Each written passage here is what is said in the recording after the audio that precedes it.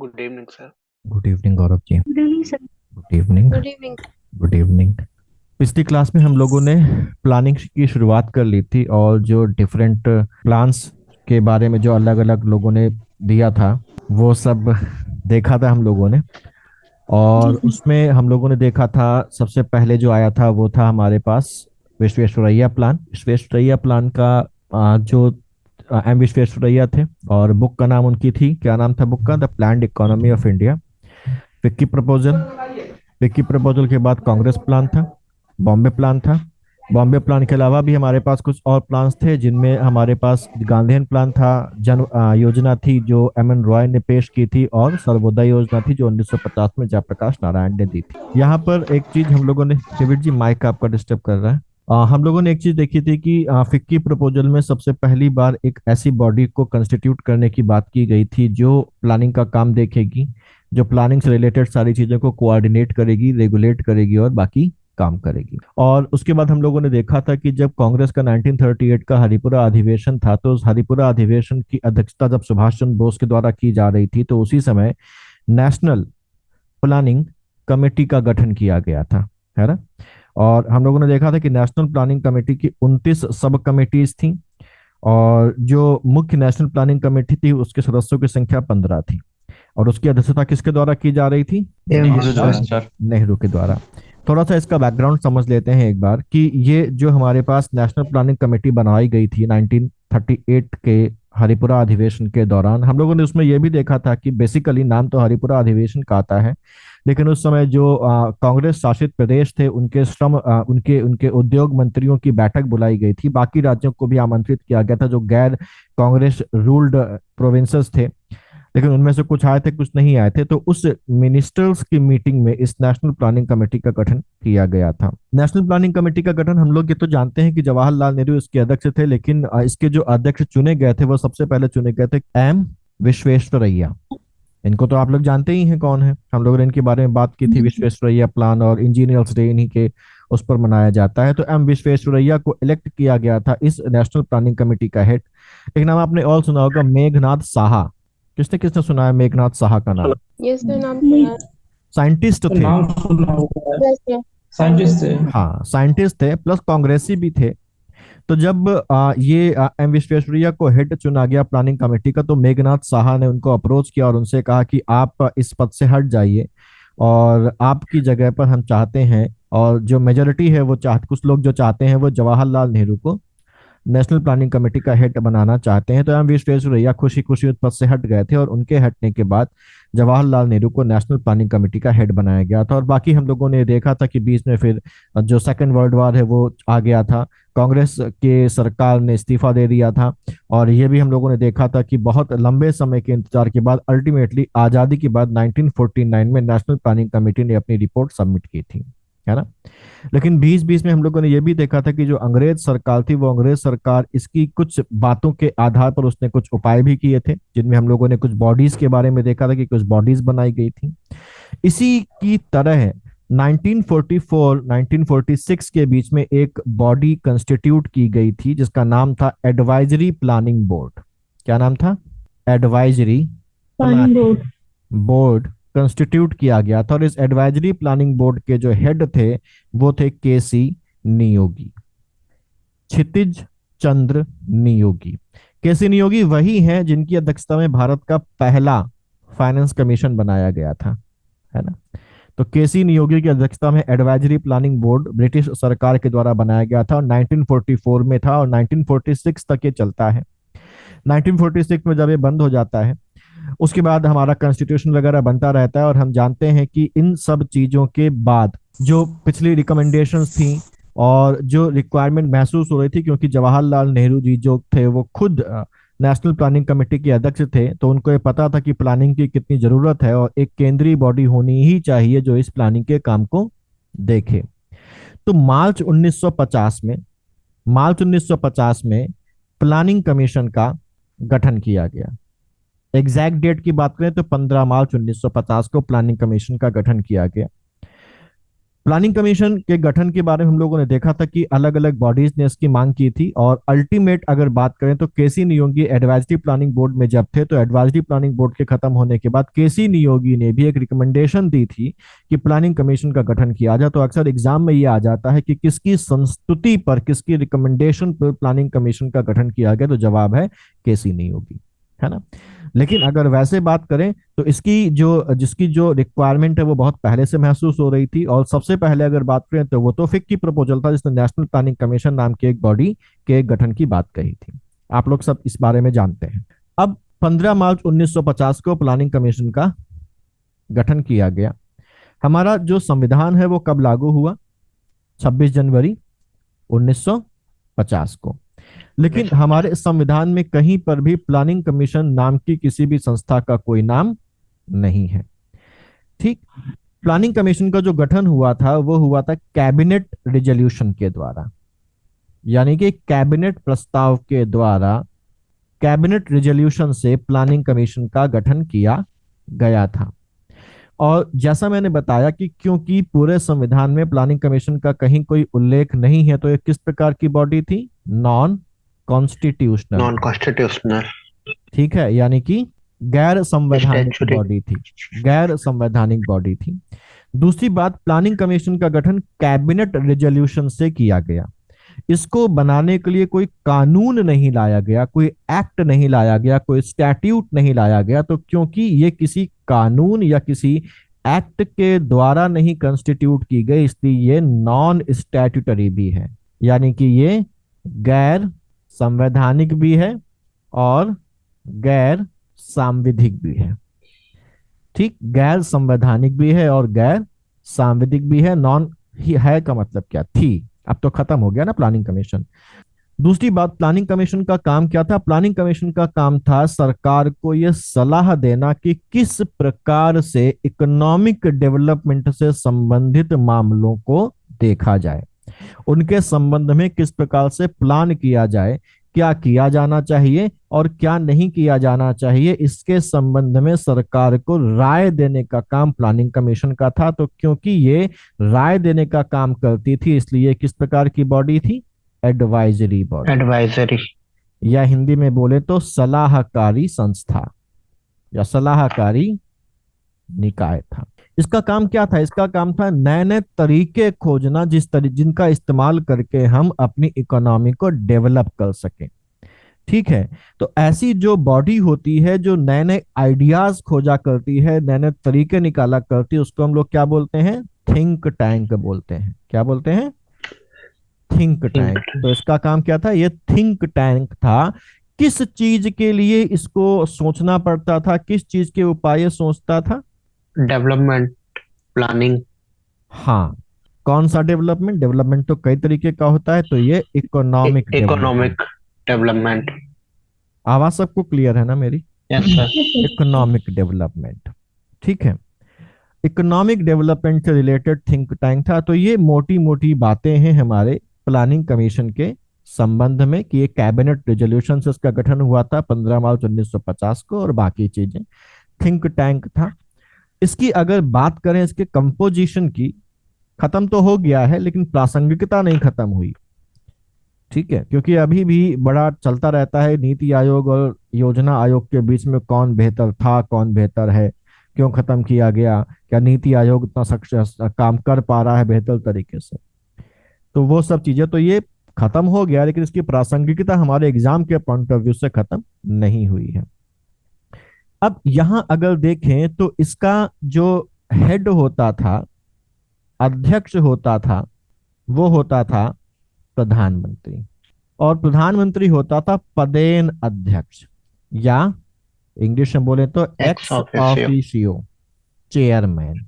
ये सीएम बोले तो चेयरमैन है, मुख्यमंत्री वाला नहीं।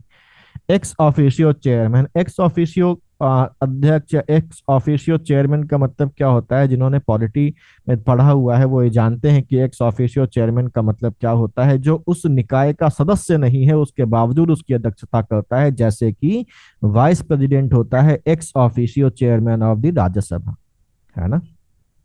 ठीक है, तो वैसे ही प्रधानमंत्री इसका सदस्य ना होने के बावजूद भी इसका अध्यक्ष होता था, इसलिए इसको बोलते थे पदेन अध्यक्ष या एक्स ऑफिशियो चेयरमैन। साथ ही साथ इसमें समन्वय के लिए एक इसमें एक पद और था जिसको हम लोग बोलते थे डेप्यूटी चेयरमैन, यानी कि उपाध्यक्ष। इसके पहले उपाध्यक्ष थे गुलजारी लाल नंदा, और अंतिम थे, आपको पता होगा नाम उनका, मोंटेक सिंह अहलूवालिया। मोंटेक सिंह अहलूवालिया। मोंटेक सिंह अहलूवालिया इसके अंतिम उपाध्यक्ष थे। अगर पहले अध्यक्ष की बात की जाए तो पहले अध्यक्ष कौन थे इसके? जवाहरलाल नेहरू। जवाहरलाल नेहरू। और अंतिम अध्यक्ष की बात की जाए तो अंतिम अध्यक्ष कौन होंगे? नरेंद्र मोदी। नरेंद्र मोदी, क्योंकि नरेंद्र मोदी सरकार के आने के बाद इसको खत्म किया गया, तो टेक्निकली नरेंद्र मोदी इसके अंतिम अध्यक्ष होंगे। खैर, ये तो एग्जाम में नहीं ही पूछा जाएगा। हाँ, ये जरूर पूछा जा सकता है कि डिप्टी चेयरमैन पहले कौन थे और अंतिम कौन थे। तो पहले गुलजारी लाल नंदा और अंतिम हमारे पास थे मोंटेक सिंह अहलूवालिया। इसमें जो सदस्यों की संख्या है ये कोई वैसे बोले तो निश्चित नहीं थी, आवश्यकता अनुसार परिवर्तन किया जा सकता था, क्योंकि इकोनॉमिक डेवलपमेंट से रिलेटेड जो भी मैटर्स था उनको देखने के लिए डिपेंड करता था कि इकोनॉमिक सिचुएशन कैसी है। तो इस आधार पर यहाँ पर सदस्यों की संख्या कोई निश्चित निर्धारित नहीं की थी, बल्कि ये कहा गया था कि इसमें सदस्यों की संख्या ऊपर नीचे कम ज्यादा की जा सकती है, जैसे भी आवश्यकता हो उस हिसाब से सदस्यों की संख्या को बढ़ाया जा सकता था। क्यों? क्योंकि उनको ये मालूम था, जिन्होंने इसके गठन के बारे में बात की, कि हमें मौके के अनुसार, इकोनॉमिक सिचुएशन के अनुसार समय समय पर एक्सपर्ट्स की रिक्वायरमेंट पड़ेगी। तो हमें किसी भी चीज के लिए अगर एक्सपर्ट की रिक्वायरमेंट पड़ेगी तो हो सकता है कि हमारे पास जो सदस्य संख्या सीमित कर दें तो उस एक्सपर्ट को इंक्लूड करने में समस्या उत्पन्न हो जाए। तो यहाँ पर सदस्यों की संख्या निश्चित नहीं रखी गई थी, आवश्यकता अनुसार उसमें ऊपर नीचे हम किया कर सकते थे, जितने चाहे उतने कर सकते थे। लेकिन यहाँ पर एक्स ऑफिशियो मेंबर्स की सदस्यों की संख्या निश्चित थी। एक्स ऑफिशियो मेंबर्स मतलब पदेन सदस्य एक्स ऑफिशियो मेंबर्स की बात अगर करें तो यहाँ पर 6 कैबिनेट मिनिस्टर्स इसके एक्स ऑफिशियो मेंबर्स होते थे। 6 कैबिनेट मिनिस्टर्स इसके एक्स ऑफिशियो मेंबर्स होते थे। यहाँ पर ये बात ध्यान रखने वाली है कि ये जो 6 कैबिनेट मिनिस्टर्स की संख्या थी एक्स ऑफिशियो मेंबर्स की, ये शुरुआत से नहीं थी। शुरुआत में एक्स ऑफिशियो मेंबर्स यानी कि पदेन सदस्यों की संख्या केवल 3 थी। कितनी थी? शुरुआत में केवल 3 एक्स ऑफिशियो मेंबर्स होते थे। जो कौन कौन होते थे? जाहिर सी बात है, कैबिनेट मिनिस्टर्स की बात हम लोगों ने की, तो यहाँ पर कौन से कैबिनेट मिनिस्टर्स इसके एक्स ऑफिशियो मेंबर्स हो सकते थे? तो एक तो ह्यूमन फाइनेंस हो जाएगा। रिसोर्स, हाँ, डेवलपमेंट मिनिस्टर यानी कि मानव संसाधन मंत्री, इसका पदेन सदस्य होता था। बिल्कुल सही। फाइनेंस मिनिस्टर यानी कि वित्त मंत्री, इसका पदेन सदस्य होता था। और तीसरा पदेन सदस्य होता था डिफेंस मिनिस्टर। ये 3 मंत्री इसके पदेन सदस्य होते थे। लेकिन ये जो सिस्टम चला, ये चला 2004 तक। 2004 से इनके अलावा 3 और लोगों को इसका पदेन सदस्य बना दिया गया। ये 3 और लोग या 3 और कैबिनेट मिनिस्टर कौन कौन थे? रेलवे मिनिस्टर यानी कि रेल मंत्री, इसका पदेन सदस्य बना दिया गया। रेल मिनिस्टर के अलावा और जैसे एग्रीकल्चर, कृषि मंत्री, साथ ही साथ इंफॉर्मेशन टेक्नोलॉजी का मिनिस्टर यानी कि सूचना प्रौद्योगिकी मंत्री भी इसका पदेन सदस्य होगा। और 2004 के बाद कुल एक्स ऑफिशियो मेंबर्स की संख्या हो गई 6, और 2004 के पहले कितनी थी? 3 थी। Clear? Yes sir. Yes sir. तो ये इसकी मेंबरशिप थी।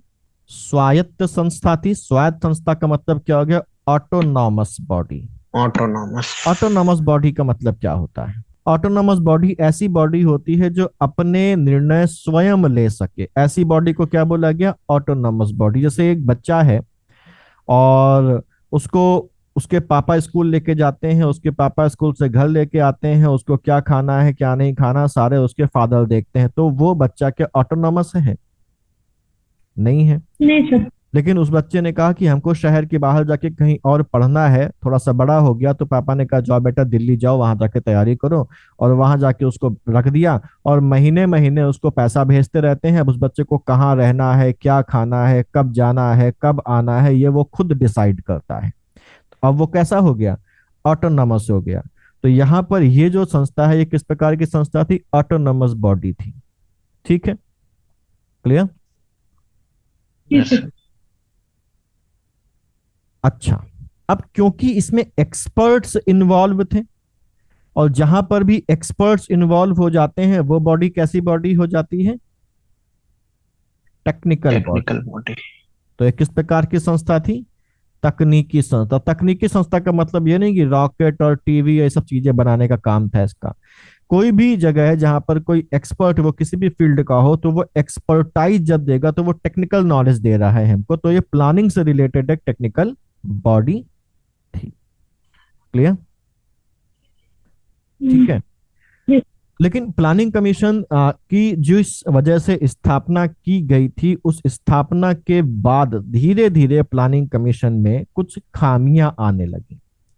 जैसे इसको एक अलग से सेक्रेटरिएट दे के रखा गया था, जो सेक्रेटरिएट हमारा कॉमन था मिनिस्ट्री के साथ, पार्लियामेंट की, है ना।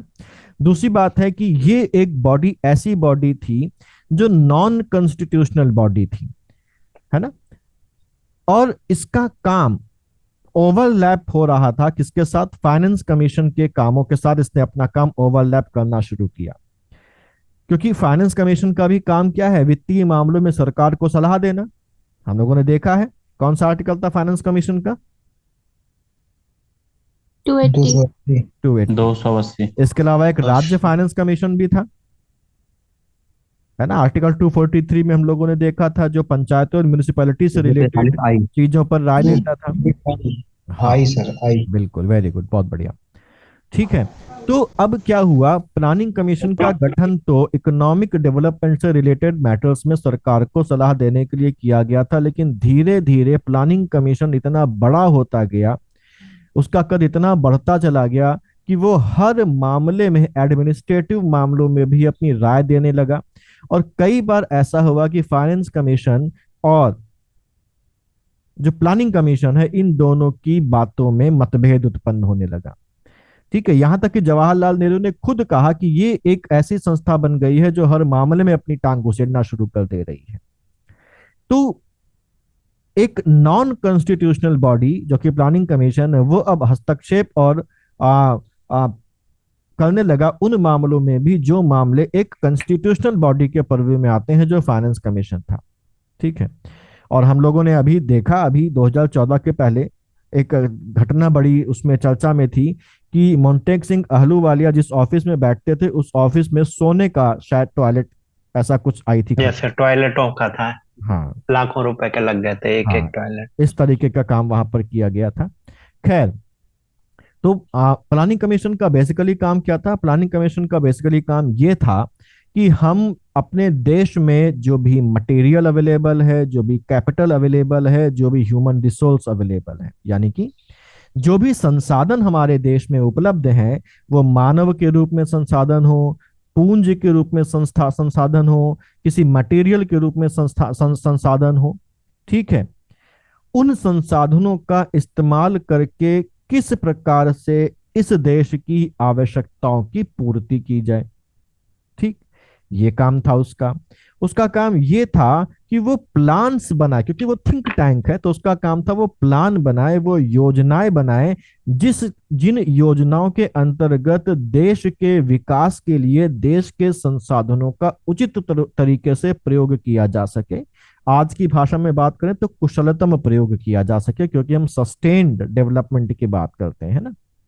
ठीक, ये केवल प्लान बनाए, और प्लान ही केवल ना बनाए बल्कि ये भी बताए कि ये जो प्लान है उसको किस प्रकार से, किन किन स्टेजेस में उसको इम्प्लीमेंट किया जाए, और किस तरीके से उन अलग अलग स्टेजेस के लिए रिसोर्सेस का, संसाधनों का एलोकेशन किया जाए। ठीक, क्लियर।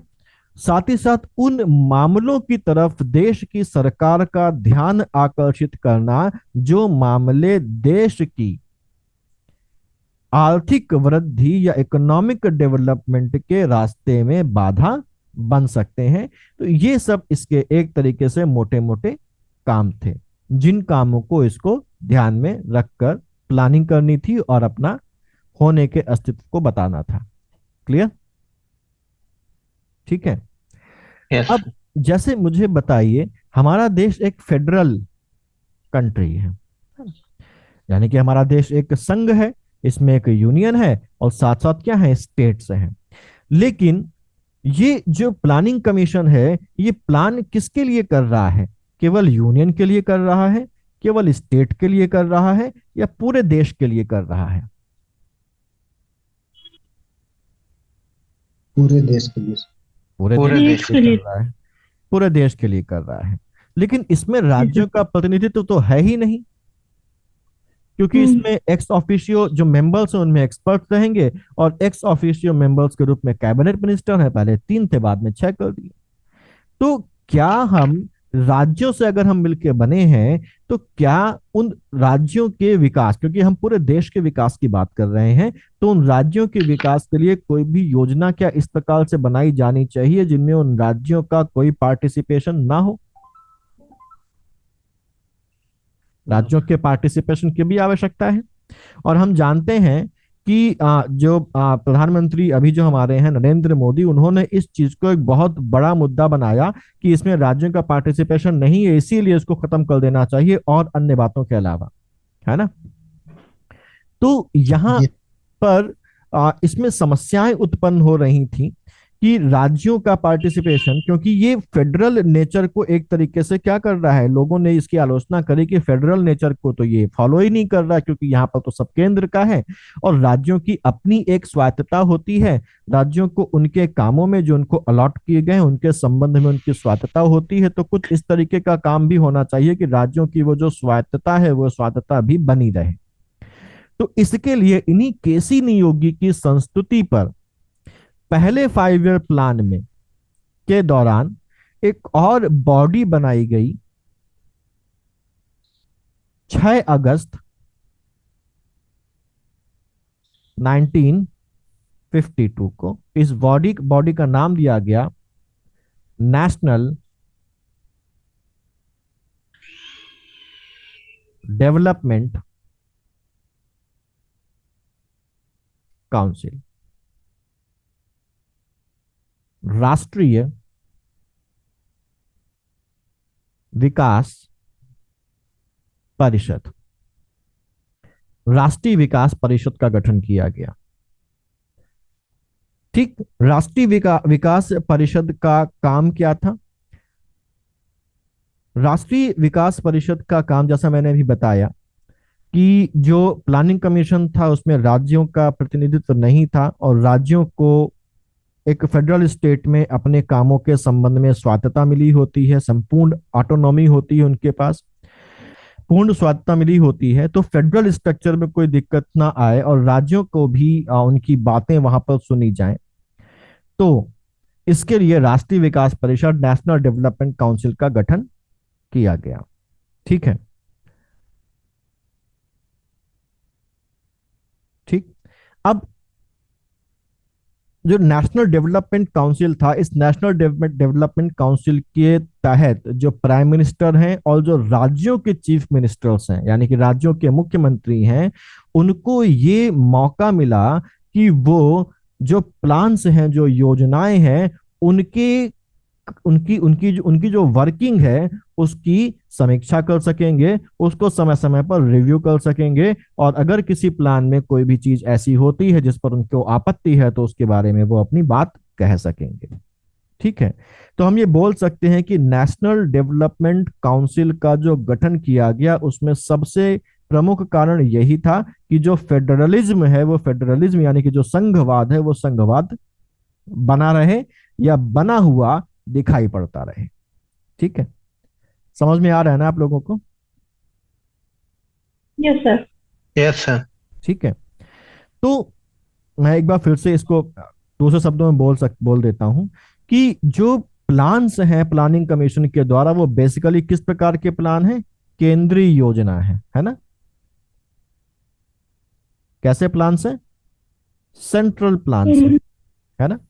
और ये सेंट्रल प्लान्स आपके स्टेट्स में भी लागू होने हैं, ये सेंट्रल प्लान्स आपके यूनियन टेरिटरीज में भी लागू होने हैं, ठीक है।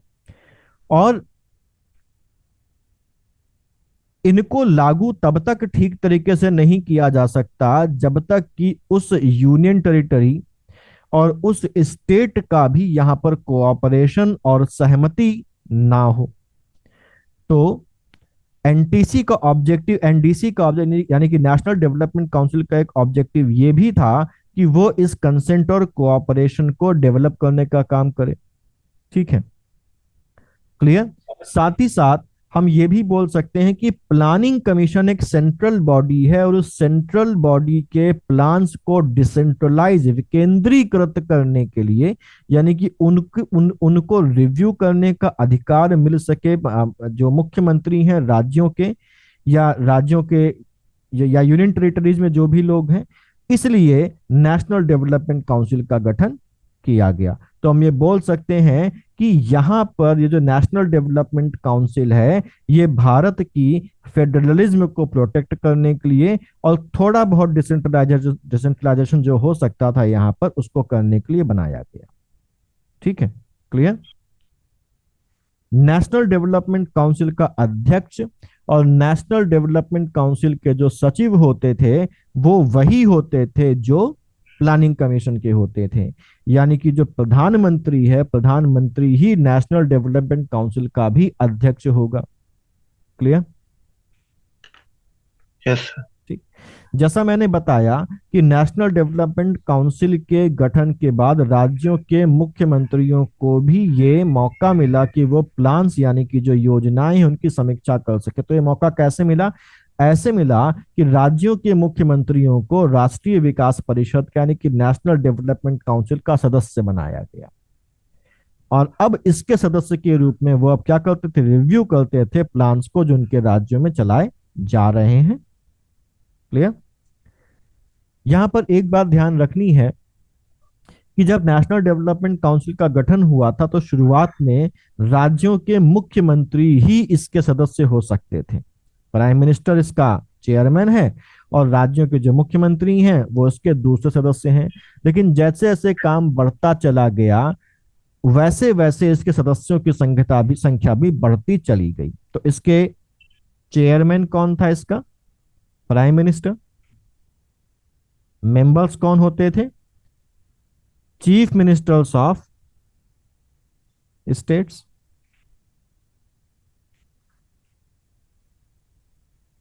चेयरमैन, प्राइम मिनिस्टर और मेंबर्स कौन होते थे? Chief ministers of state.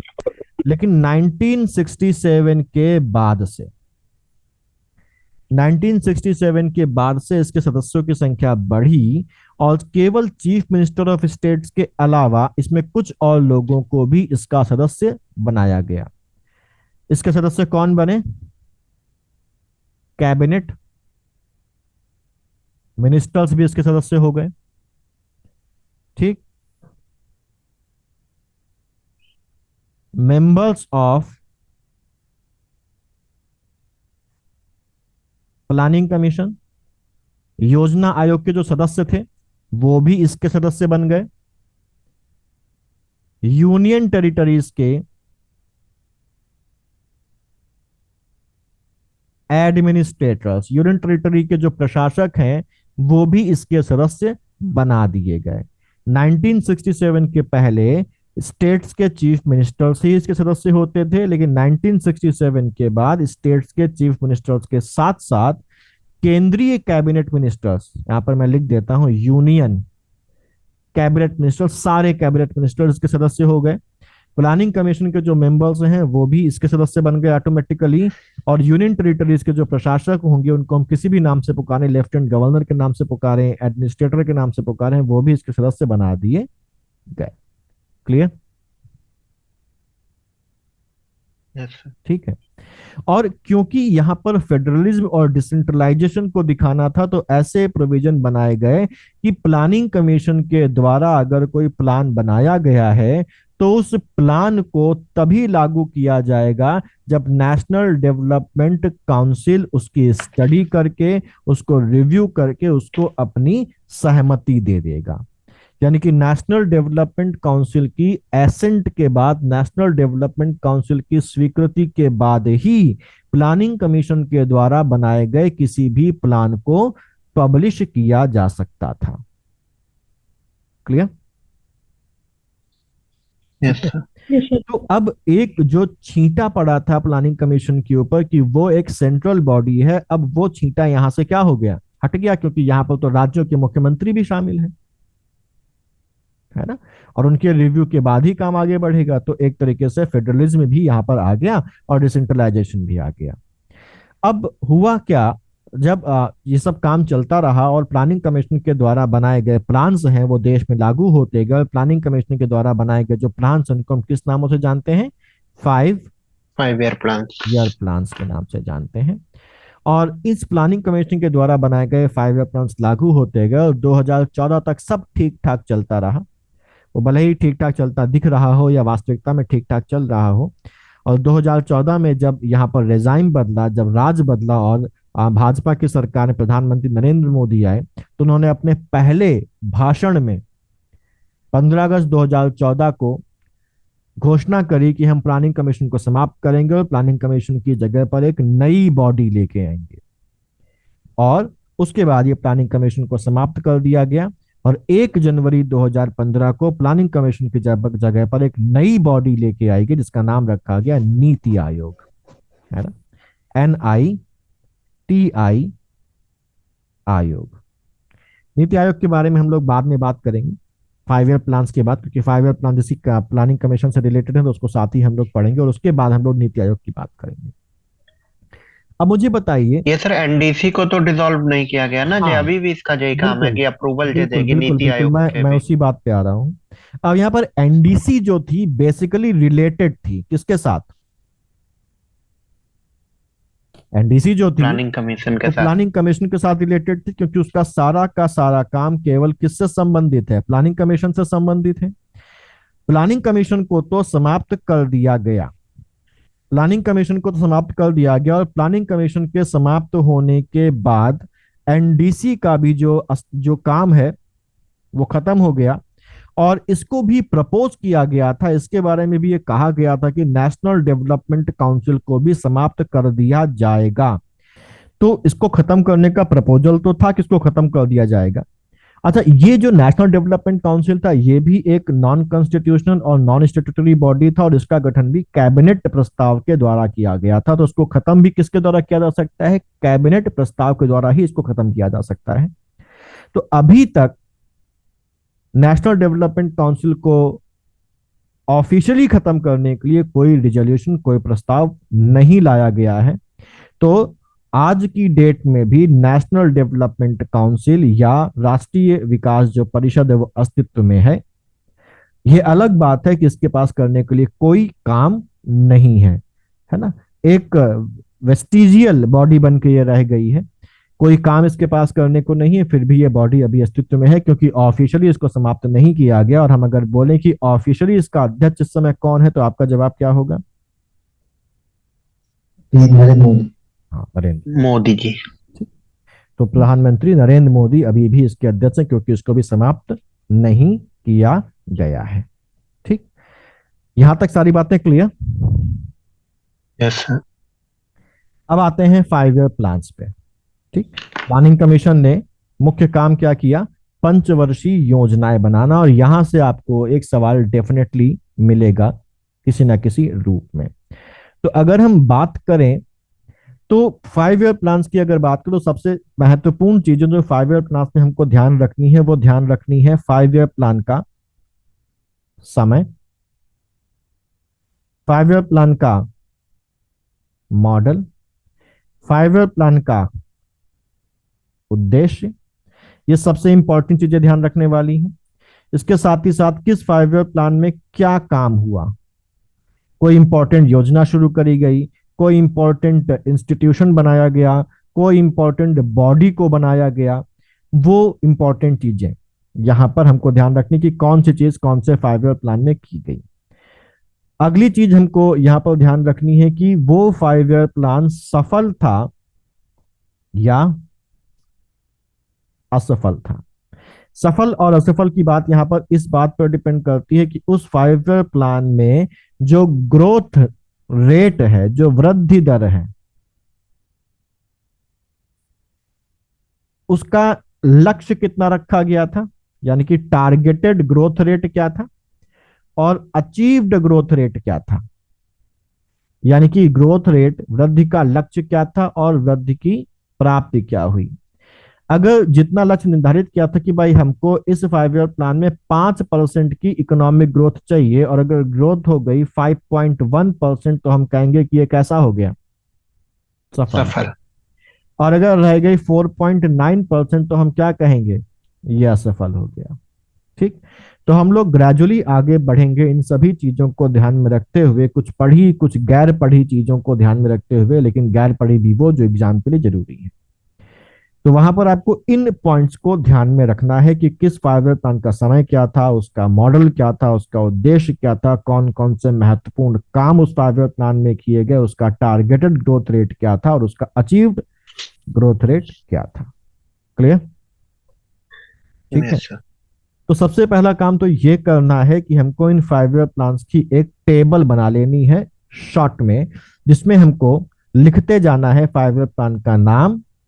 एक टेबल बनाएंगे आप, जिसमें आप लिखेंगे 5 ईयर प्लान का नाम, उसके बगल में उसका काल यानी कि ड्यूरेशन, उसके बगल में उसका मॉडल क्या था, उसके बगल में एक बनाएंगे कॉलम जिसमें लिखेंगे उसका उद्देश्य क्या था, और उसके बगल में कॉलम कि यहाँ पर उसका टारगेटेड ग्रोथ रेट, और या ये मत लिखें कि सफल या असफल, बस।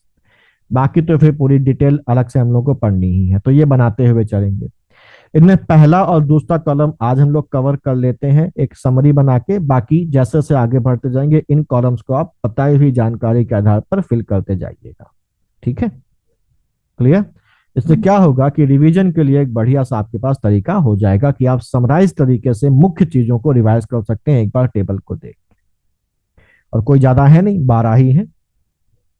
ठीक, तो हम लोग अभी पहले देख लेते हैं कौन सी पंचवर्षीय योजना किस समय से किस समय तक थी, और उसके बाद हम उनको देखेंगे अलग अलग से। आगे बढ़े।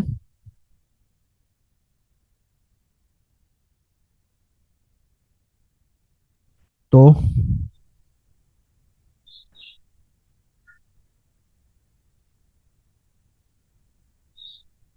First 5 year plan,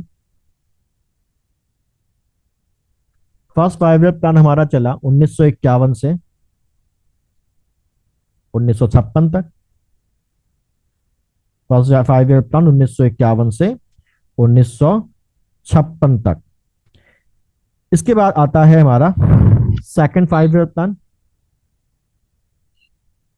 second 5 year plan 1956 से 1961 तक। उसके बाद थर्ड 5 ईयर प्लान 1961 से 1966 तक। उसके बाद कुछ ऐसी घटनाएं इस प्लान के दौरान हुई कि हमारी अर्थव्यवस्था चरमरा गई और हम इस लायक नहीं बचे कि हम 5 ईयर प्लान को लेके चलें, तो हमने यहां पर छुट्टी करी। इसको छुट्टी को बोलते हैं प्लान हॉलीडे, योजना अवकाश। यानी कि बीच में कुछ समय ऐसा आया जहां पर कोई भी प्लान नहीं बनाया गया, और ये रहा योजना अवकाश 1966 से 1969 तक। 3 साल का योजना अवकाश हमने दिया। ठीक है, क्यों लिया हम लोग अभी देखेंगे जब पढ़ेंगे थर्ड 5 ईयर प्लान। इसके बाद फिर से जब हम थोड़ा सा संभले तो हमने फिर लॉन्ग टर्म के बारे में बात करनी शुरू करी, और हमारा फोर्थ 5 ईयर प्लान आया 1969 से 1974 तक। फिफ्थ 5 ईयर प्लान हमारे पास आया 1974 से 1979 तक आना था, लेकिन ये चला केवल 1978 तक। इसको समय से पहले खत्म कर दिया गया, समय से पहले समाप्त कर दिया गया। ठीक, अब इसको समय से पहले समाप्त करने के बाद फिर से एक योजनावकाश आया।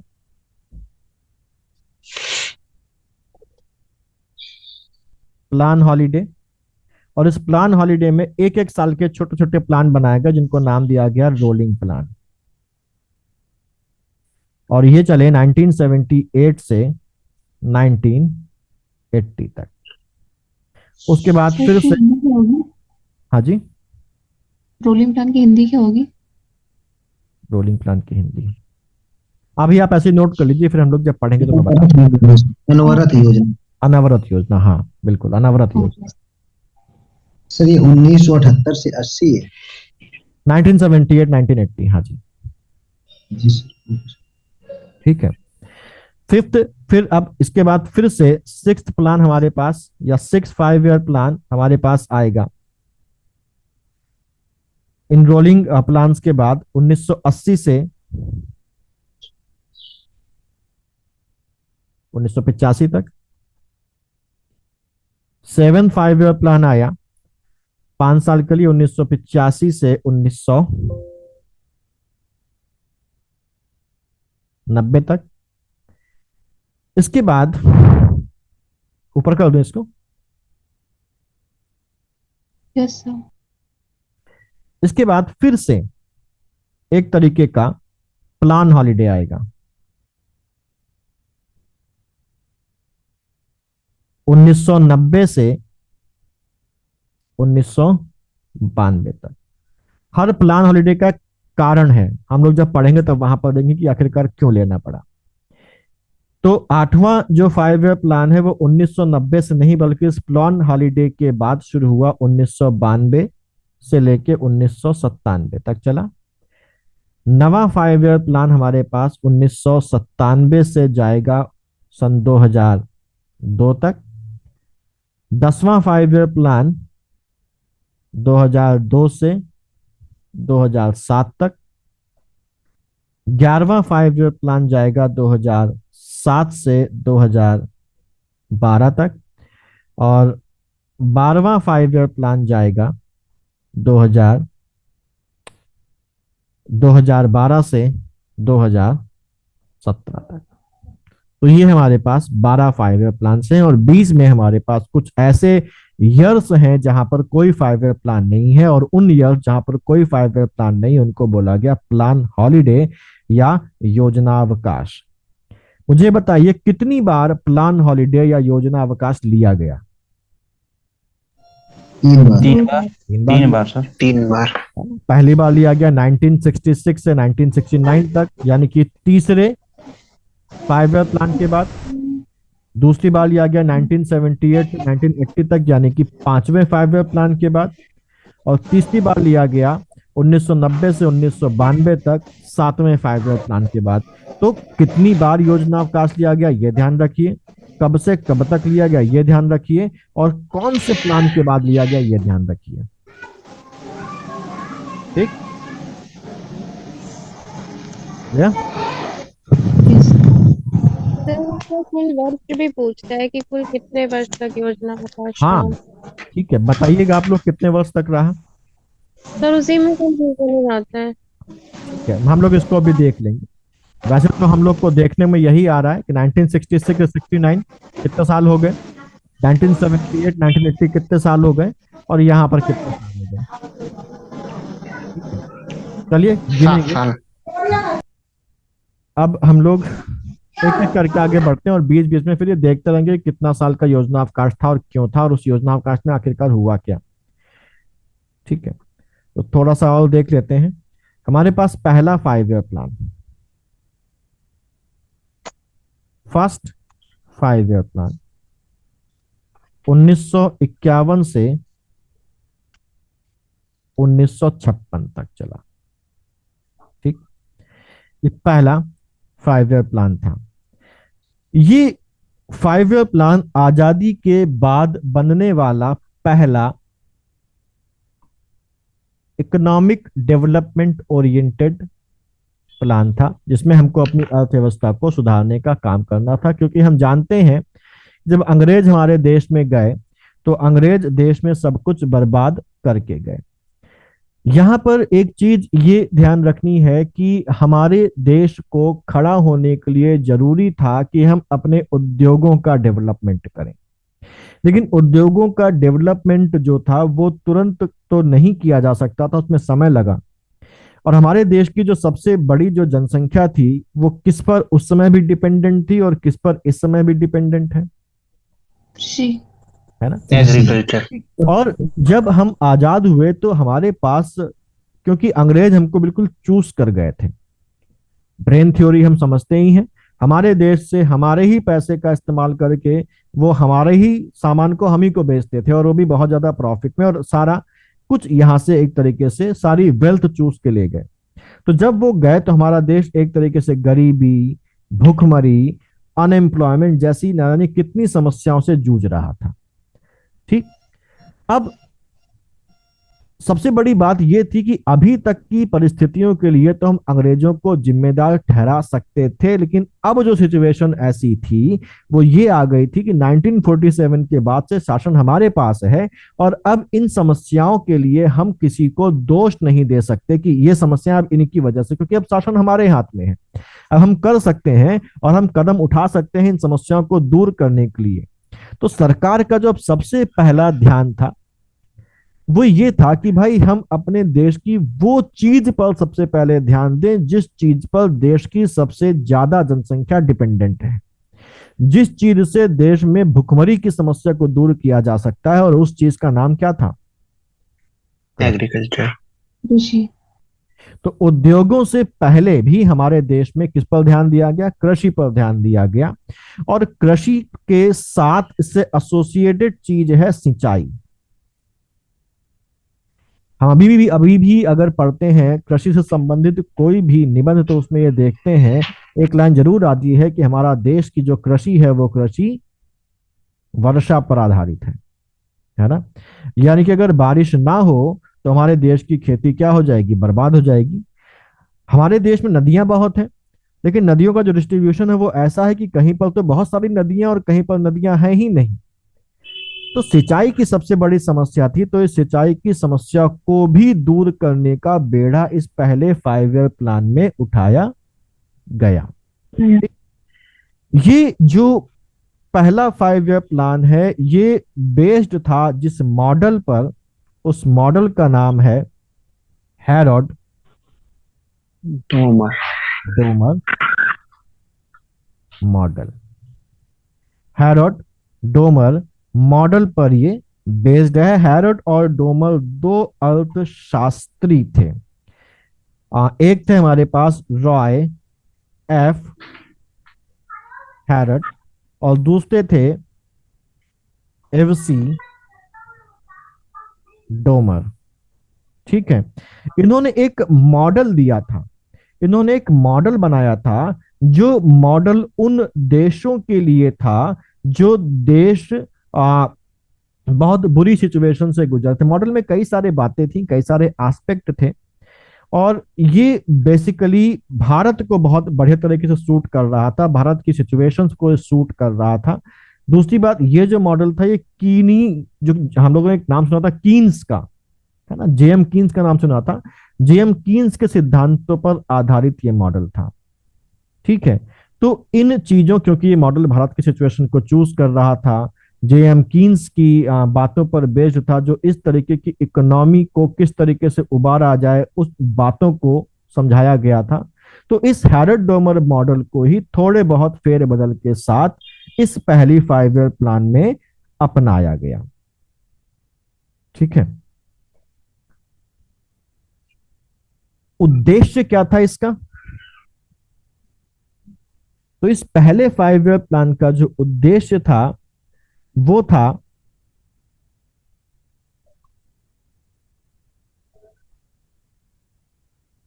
कृषि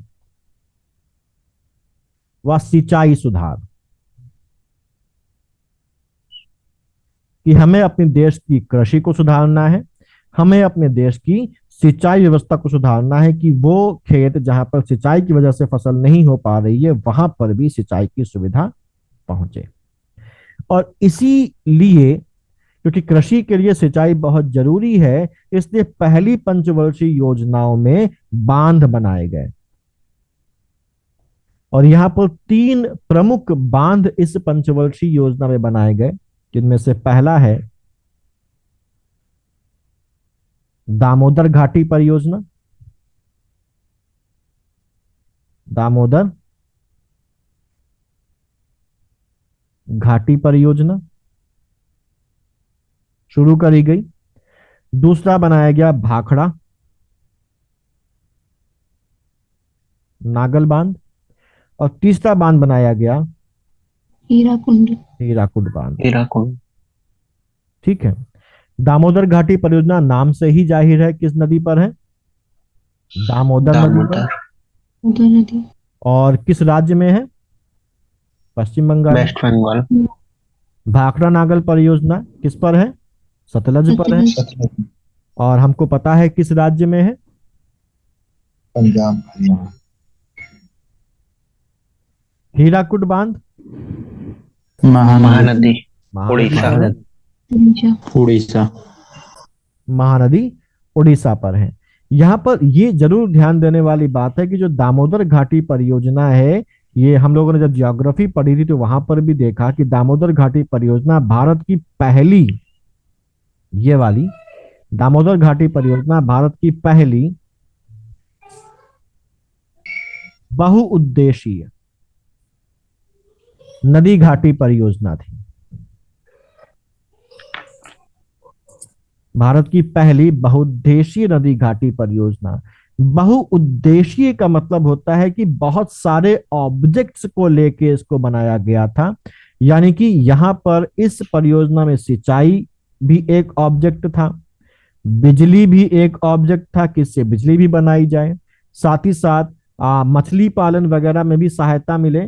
तो रिलेटेड बहुत सारे एस्पेक्ट्स को ध्यान में रखकर इस परियोजना को बनाया गया था, दामोदर घाटी परियोजना। क्यों? तो इसलिए इसको बोला जाता है कि पहली बहुउद्देशीय नदी घाटी परियोजना थी। क्लियर? समझ में आ गई बात आपको ये? Yes sir. अच्छा, इस वाली परियोजना के दौरान भारत के प्रधानमंत्री जवाहरलाल नेहरू थे और भारत के उप प्रधानमंत्री थे कौन? गुलजारी लाल नंदा। गुलजारी लाल नंदा। ठीक है। ठीक। तो उद्देश्य तो हम लोगों ने देखा, कृषि व सिंचाई सुधार। इसका जो मोटो था, सूत्र वाक्य बोलते हैं मोटो को हिंदी में, इस परियोजना का जो मोटो था वो था डेवलपमेंट ऑफ एग्रीकल्चर।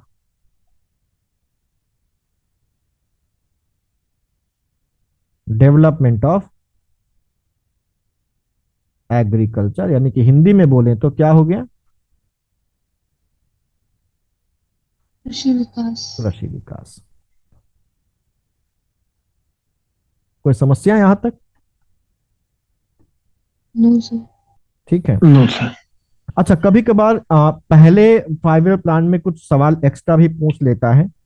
ये जो पहला 5 ईयर प्लान था, इसका ऑब्जेक्टिव कृषि सुधार तो था ही, कृषि विकास तो था ही, लेकिन इसका जो मुख्य ऑब्जेक्टिव ये था कि इस देश को कैसे रिबिल्ड किया जाए, कैसे दोबारा से खड़ा किया जाए। तो कृषि विकास के साथ साथ यहाँ पर इंडस्ट्रीज के डेवलपमेंट पर, इंडस्ट्रीज के फाउंडेशन पर भी ध्यान दिया गया, स्वास्थ्य पर और शिक्षा पर भी ध्यान दिया गया कि किस प्रकार से स्वास्थ्य और शिक्षा से संबंधित जो सेवाएं हैं वो जनता को कम से कम दाम में दी जा सकें। ठीक। तो कृषि विकास तो इसका मेन ऑब्जेक्टिव था ही, लेकिन ये नहीं कि हमने बाकी एस्पेक्ट को छोड़ दिया। हमने इस प्लान में इंडस्ट्री पर भी ध्यान दिया, इंडस्ट्री पर भी ध्यान दिया। हमने इस प्लान में हेल्थ केयर यानी कि स्वास्थ्य पर भी ध्यान दिया, और हमने इस प्लान में एजुकेशन पर भी ध्यान दिया। ठीक है। इस प्लान में जो टोटल बजट था, इस प्लान का जो टोटल बजट था, ये पूछा गया है एक बार, इसलिए मैं बता रहा हूं। वो 2069 करोड़ था, जो बाद में बढ़कर हो गया 2378 करोड़। ये पहले प्लान में थोड़ा सा एक्स्ट्रा आपको ध्यान रखना है, पूछा जा चुका है। इस प्लान में सबसे ज्यादा जो व्यय किया गया वो किया गया सिंचाई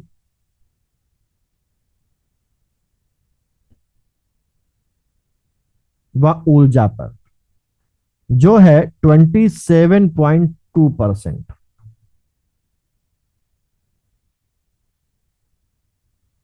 कृषि व सामुदायिक विकास पर खर्च किया गया 17.4%। ये दो आपको ध्यान रखने हैं।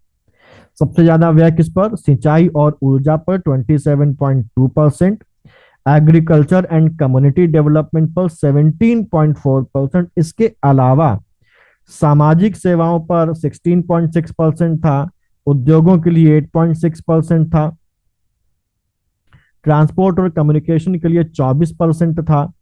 ठीक है, क्लियर। भूमिहीन किसानों के लिए 4.1% था, तो उनका कोई इतना इंपॉर्टेंस नहीं है। ये सबसे ज्यादा 27.2% पूछा गया है एग्जाम में, इसलिए इसको ध्यान रखना जरूरी है। और क्योंकि कृषि मुख्य मुद्दा था, तो कृषि और सामुदायिक विकास पर भी कितना किया गया वो ध्यान रखना जरूरी है, 17.4%। क्लियर? आगे चलें। Yes sir. यस ठीक, इसमें जो लक्ष्य रखा गया था किसका? ग्रोथ का। ग्रोथ रेट, जो टारगेटेड ग्रोथ रेट था, यानी कि जो वृद्धि दर का लक्ष्य रखा गया था, वो 2.1% सालाना का था। 2.1% सालाना का। तो 2.1% किसका? 2.1% जीडीपी का। सालाना जीडीपी का। यानी कि अगर पहले साल हमारी जीडीपी 100 है, तो अगले साल जीडीपी 102.1 हो जानी चाहिए, और उसके अगले साल फिर 2.1% की ग्रोथ होनी चाहिए। तो 2.1% का एनुअल जीडीपी का ग्रोथ रेट का लक्ष्य रखा गया था, और यहां पर जो मिला, जो अचीव हुआ, वो हुआ लगभग 3.61% का। कितना हुआ? 3.61% का। तो मुझे बताइए कि ये जो 5 ईयर प्लान था, ये सफल हुआ या असफल हुआ? सफल हुआ। हेलो। है ना? अब आप ये नहीं सोचेंगे कि एक टूटा फूटा देश पहली ही 5 ईयर प्लान में 1.5 गुना, टारगेटेड का 1.5 गुना हुआ, ग्रोथ रेट कैसे पाने में सक्षम हो गया?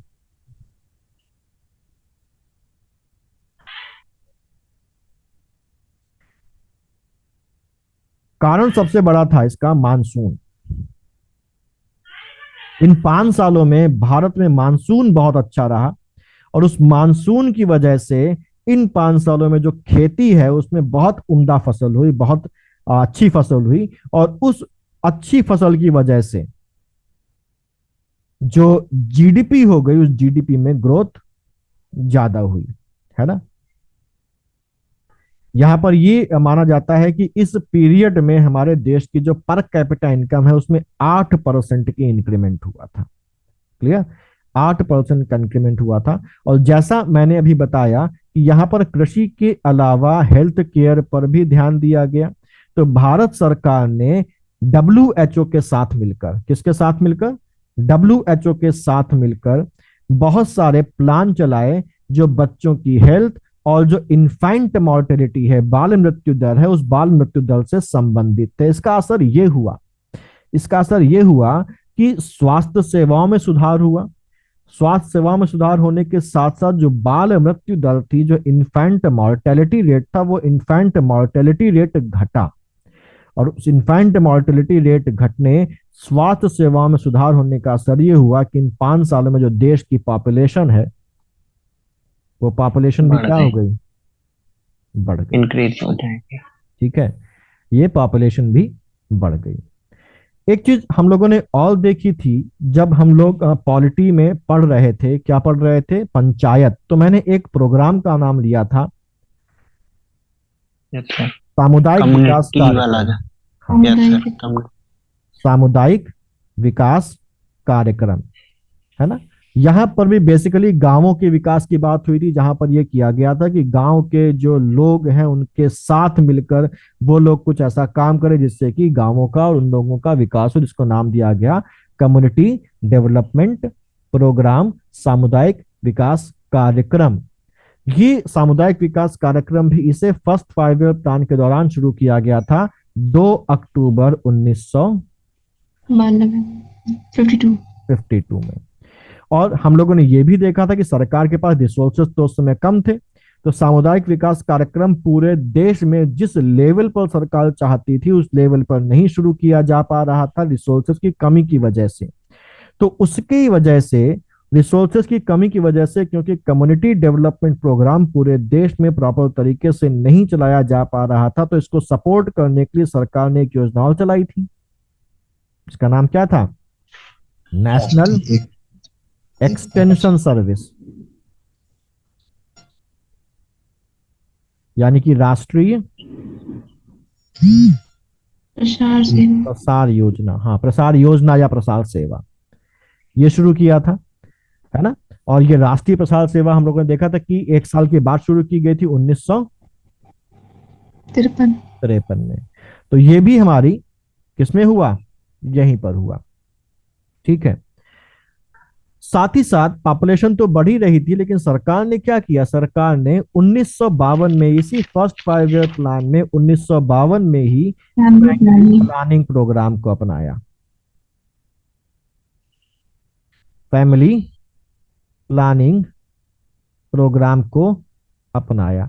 यहां ध्यान रखिएगा, इसको अपनाया है, अभी लागू नहीं किया, लागू आगे चल के होगा, ठीक है। तो अगर हम लोग देखें तो जो हमारा देश है वो उन चंद देशों में शामिल है जिन्होंने सबसे पहले फैमिली प्लानिंग प्रोग्राम को अपनाया, चाइना से भी पहले। हम लोगों ने बहुत सुना है।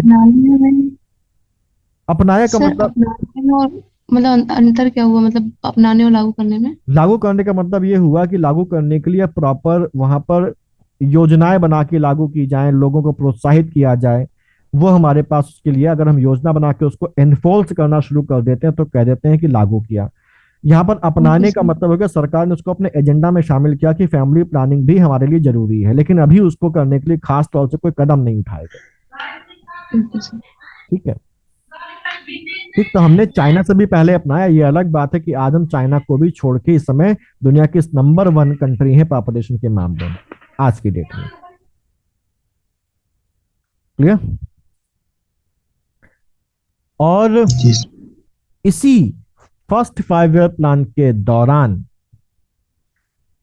भारत में आईआईटी और यूजीसी की स्थापना के प्रयास किए गए, और इस फर्स्ट 5 ईयर प्लान के अंतिम वर्ष में इनकी स्थापना हुई, ठीक। तो 5 आईआईटी बनाए गए और यूनियन ग्रांट कमीशन यानी कि विश्वविद्यालय अनुदान आयोग का गठन यहां पर किया गया, उच्च शिक्षा को बढ़ावा देने के लिए। क्लियर? ठीक, तो जो सरकार है वो अपने पहले ही प्लान में अच्छे नंबरों से पास हो गई, क्योंकि जो टारगेटेड ग्रोथ रेट था उससे 1.5 गुना जो ग्रोथ रेट था वो 1.5 गुना ग्रोथ रेट सरकार ने प्राप्त किया। लेकिन अगले ही प्लान में सरकार थोड़े से मार्जिन में फेल हो गई और उसके अगले प्लान में सरकार बुरी तरीके से फेल हो गई, ठीक है। तो इतना हम लोग रख लेते हैं आज, और ये फर्स्ट 5 ईयर प्लान था, बाकी 5 ईयर प्लान हम लोग आगे कल चलते हैं, देखते हैं, ठीक है।